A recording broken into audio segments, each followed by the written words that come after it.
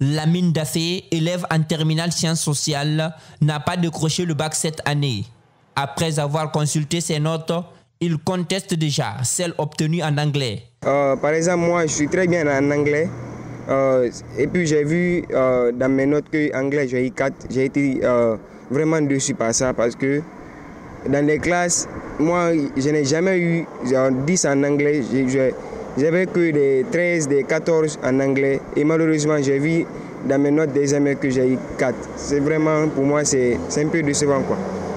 Amara Touré, lui aussi, est un candidat malheureux. À travers cette innovation, il sait dorénavant dans quelle matière redoubler d'efforts avant d'affronter le bac pour une seconde fois. Je suis tombé en mathématiques, en anglais et en philosophie aussi. Je compte redoubler d'efforts pour ne pas refaire les mêmes erreurs l'année prochaine. Candidat en sciences mathématiques, Laïsouf Kamara a eu à son tour 11,50 en anglais, 9,50 en économie et 8,50 en français.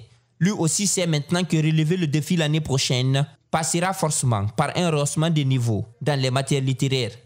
Vu que j'ai connu mes défaites concernant ces matières littéraires, pendant ces vacances-là, je vais me consacrer sur ces matières littéraires et renforcer, redoubler d'efforts à comprendre de mieux et à m'adonner aux révisions comme je l'ai si bien fait l'an passé.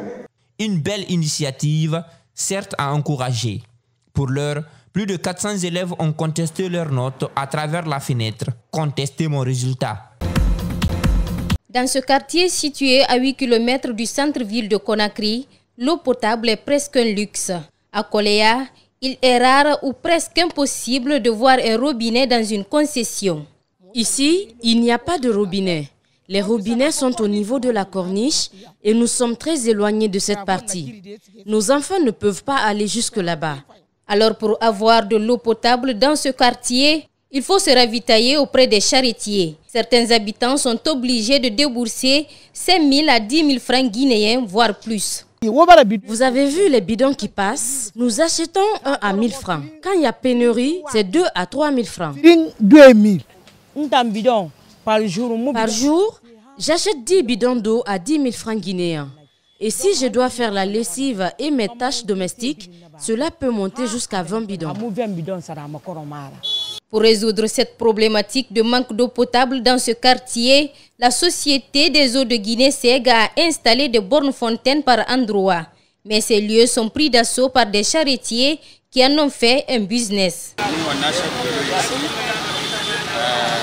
sur les pompiers à 500 francs. Nous, on part à aller le vendre à 1000 francs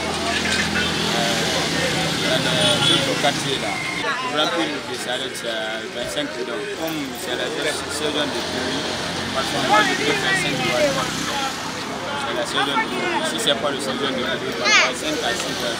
De l'eau, il y en a pourtant en abondance sous le sous-sol guinéen. Le pays est même qualifié château d'eau de l'Afrique de l'Ouest. Mais cette abondance hydrographique n'est pas utilisée convenablement. Certains cours d'eau ou lacs devant servir à l'adduction d'eau potable sont totalement abandonnés par la SEG. La nouvelle dynamique va-t-elle changer la donne? L'espoir demeure malgré tant d'années de galère.